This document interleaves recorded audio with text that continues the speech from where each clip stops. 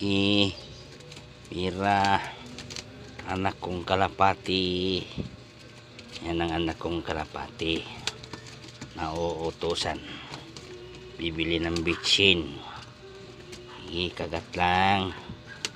Oh. Hala.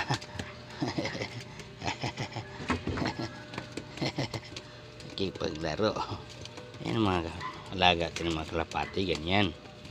Diba? Nakausap para maging isip tao. Oh, diba?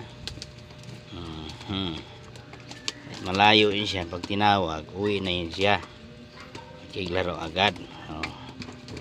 Oh, diba? Oh, oh. Oh, may kalapati po kayong ganyan. Oh, oh.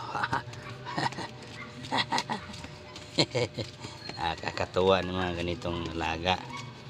Iba mailap, takot tao. Kailangan kausapin sila araw man o gabi. Kausap na I love you, napakain, inom. Huwag niyong kakatain. Ulan sa iba, kinakatay yung kalapati, pinupulutan. Hindi naman ito pinupulutan. Si sugo ng Diyos to.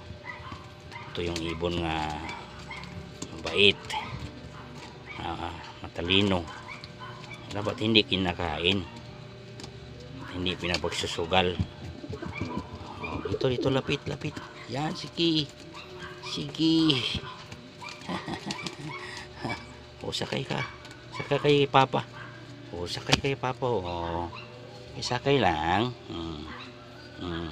Laro. O, diba?